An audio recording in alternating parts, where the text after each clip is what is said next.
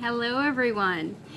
So apparently I'm having trouble remembering that it's afternoon/evening instead of good morning. So I think I said 3 times good morning. So take 3, 4, 5 something.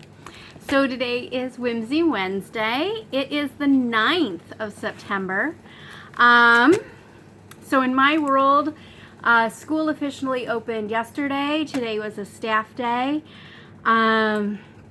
Been going okay. My drive home today was a little odd. I stopped and got some sushi for dinner, veggie sushi.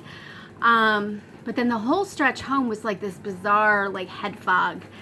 I don't know if it's like that like overwhelming stress thing or what. It was just really, really bizarre.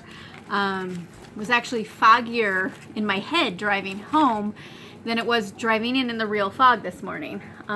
Everything was fog this morning. So yeah. So today is Wednesday.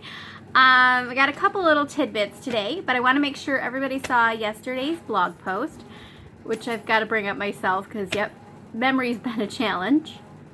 Come on. Oh goodness, I have all kinds of things waiting for me, it looks like.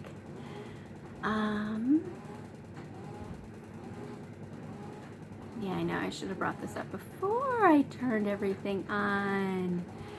So I wanted to make some seasonal updates. That was yesterday's post. So, millinery news. The bad news is, with school starting, I'm not going to be sewing quite as much as I have been the last few months. I'll probably be down to 1, maybe 2 pieces a week. So that could be like 4, maybe 6 pieces a month rather than the 10, 15 pieces I was doing.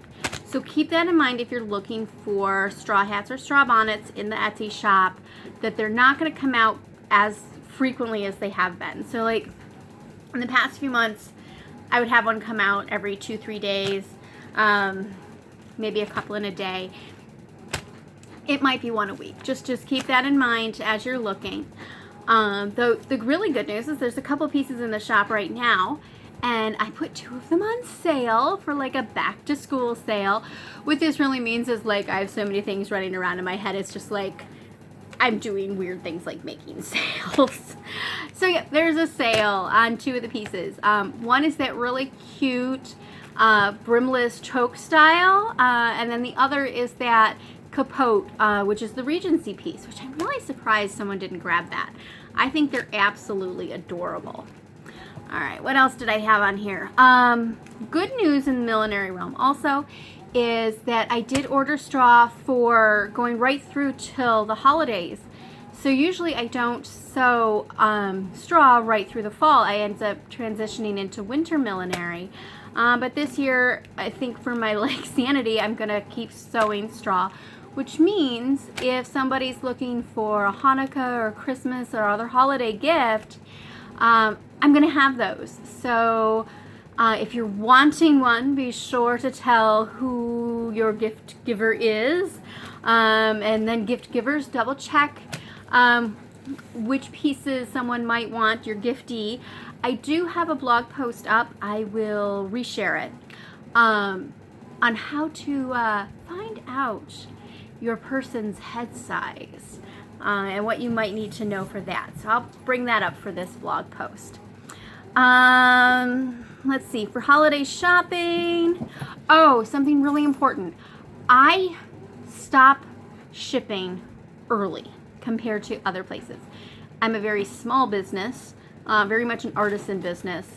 And I also have a lot of friends in the post office. And I see how stressed they get. So Clara's having I don't know what she's doing. So I do not ship late into December. I don't want my pieces mixed up with other packages, delayed, adding stress. And I don't want to add stress to the shoulders of the people doing all of the postal sorting, delivering, and all of that.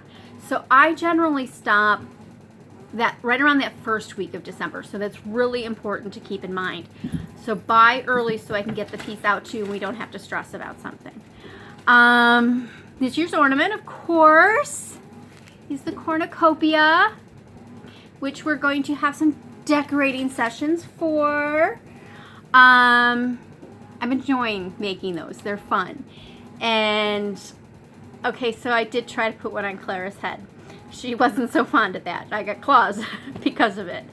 But doing the cornucopia is just one of the many things that I have in mind for a Share the Spirit initiative for the holidays. And that's basically going to involve different little how-tos. They could be historical, they could be modern. I'll do some on the videos, I'll do some in the blogs. I'll even try to put together some easy kits that I'll put in the Etsy shop. So there'll be a whole mix of things. Fun little craft stuff if you want to buy a kit, fun craft stuff if you don't want to buy anything, a lot of little freebie stuff. I'll probably pull together some older stuff. And I have in mind a couple of my own personal things that that I've done over the years and that have meant a lot to me. And so I'm going to bring some of those out and actually share those and share how I did some of them. So I'm hoping people will really love those. I just realized, yes, my hair is still wet. I am totally still doing the videos right after, you know, shower time. Loving this particular length of silk. It's a little stiffer, but I love the colors in this.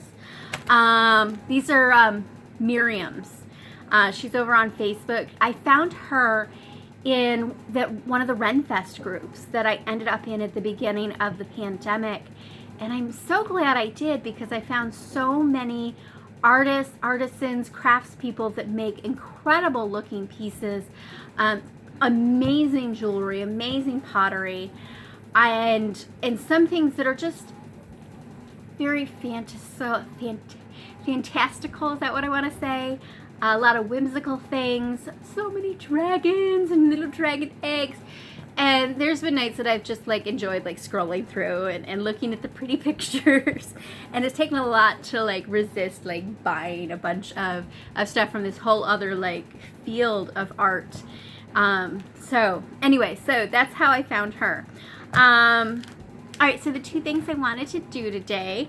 Okay, so over here on Friday, I finally got a massage. It was wonderful. Honestly, I could have like been there for hours and I would have been ecstatic. I actually was out cold. But just beforehand, I finally got to stop at a yard sale. And this one was actually a sale for the library. And let me pop this part off. They had several baskets, we'll say, of these spindles. Let's see, I gotta probably move back, okay? And I bought two, all right? I paid $5 a piece. I actually decided I wanted to give them a 20 because it is the library. And so step one was to clean it up, get these little guys off the top and the bottom. And this is where something interesting happened. As I was cleaning, I decided there was like a lot of buildup going on. So I actually used some basically rubbing alcohol. It's actually an alcohol spray that I'd bought for cleaning stuff. And this is what happened. So when I first started cleaning it up, what was coming off was really dark, like actual real buildup. And curiosity got the better of me and I kept going. So basically I stripped this one with alcohol spray. And as I went, it went from that dark film to a beautiful red cherry color coming off. And what's under here is actually a very pale wood compared to this one. There is just a little hint of red, but I don't really know what this wood is. If anybody does know, I would love to know. But it does have some beautiful grain going on in here. There you go. You can see it there. So I was really surprised to see what it looked like underneath. And then I decided, you know what, I'm going to leave one stripped and one unstripped because I thought it was an interesting story. And then it'll help me organize some stuff. Okay. What I did do was, like I said, I sawed off these pieces, and then I realized I didn't need to saw the top one off. Was a little bit of a challenge because there's actually nails in the square parts from where it attached to the railing. So these had been donated And it turns out they actually came out of a church, which is kind of neat. I don't know the age of the church. I'm very curious. I kind of want to go and see if I can find out. So the next step was I added just a basic square base because I wanted it to have a little more of a foundation. Usually I screw these on. I confess this time around I used glue. I don't know if I like it or not, but I wanted to experiment and see. And then I put circles together, little half circles. For a while I'd wanted to see what it was like to do foam for the tops. Usually I use the plaques. Like I said, I'm totally blocking my face here. So I bought a couple of these. I ordered them off the infamous Amazon. And lo and behold, the stuff is dense. So much more dense than anything I ever held at Joann's. I started with an X-Acto knife trying to cut out this shape because I wanted to sink it down onto here. At one point I was going to do the two. And then it got to the point where I ended up using the Dremel tool instead. And oh, the mess I made. I made a huge mess. So it was an experience. I covered them with this velvet. Initially I was going to use black. I don't know where I put the black. But to give you an idea, this will sink down on here just a bit. And it'll get attached to the wood. Part of me wants to see if I can get it cut down to like here. I don't think that's going to happen because I don't have a place to do that.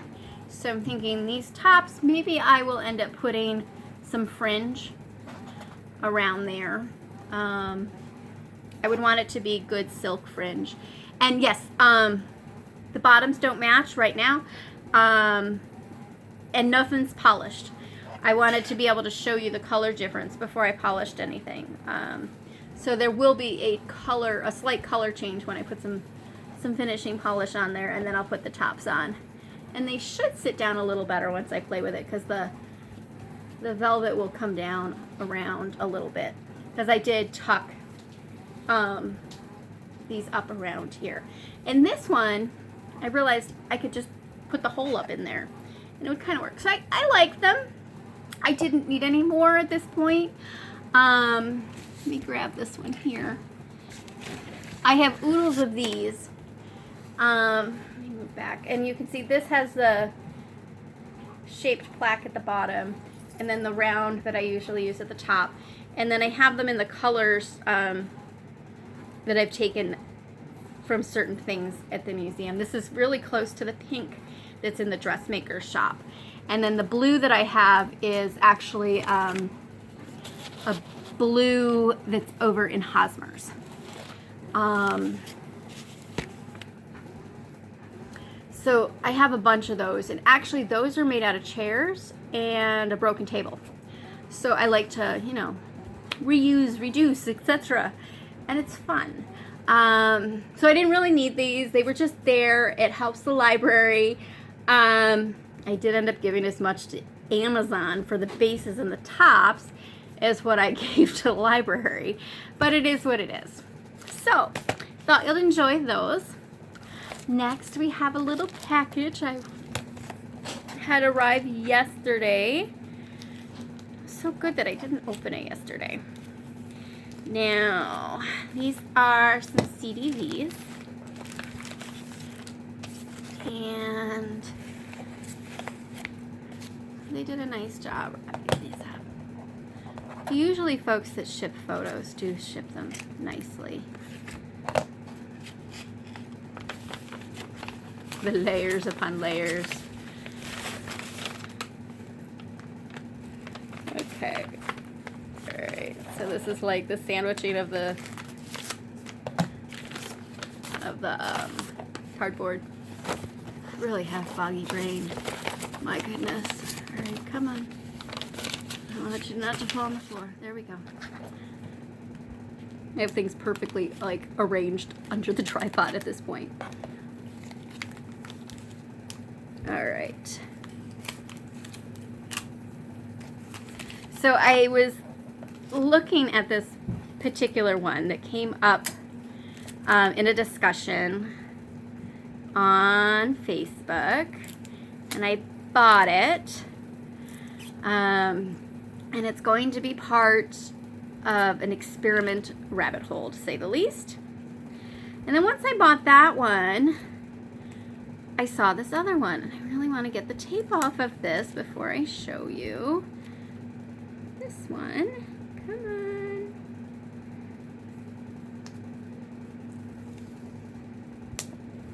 And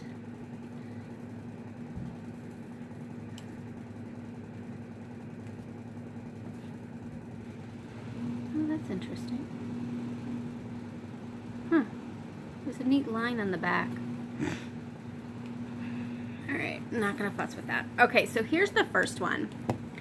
And this is gonna be part of the question of how fine of a net will show or won't show in a photograph. So I'm gonna end up looking at this underneath magnification to see if I can see a fine net, which should be there if you look at the headdress.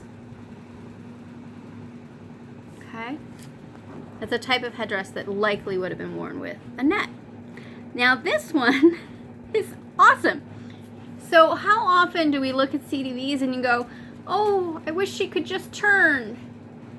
Well, in this case, we have two sisters, well, likely sisters, two women that resemble each other greatly, likely sisters, potentially twins.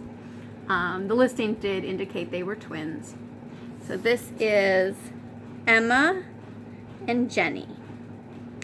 And so this pair of women gives us the opportunity to see facing the camera and in profile. And she does have a net going on there. So of course I love that. And their clothing is similar. And here's the back. Really nice stamp on that one. I'm usually not big on the stamps. I know that's awful of me. So that one is Harrisburg, Pennsylvania. Oh, and then this one, this first one, the amusing thing is this has been to California and back. And I gotta say, if we're going to California and back, it's a CDV that's in pretty nice shape. So those are my two new additions. Can totally blame a friend who keeps posting these fabulous things and they had to come home to me. So those are those. I am going to grab a couple photos to include in the post, and I think that's it for tonight. I'm getting a little hungry, and I'm also not sure how long it's going to take to load since there's so many people online now. I know last night just trying to watch some stuff on Amazon was amazing how slow it took to load at times. It actually timed out a couple of times. So it is what it is. I'll get this up, and thank you for joining us. And we'll see when the next video, what the next video is. It'll at least be on Wednesday. All right, have a great day, everyone. Bye-bye.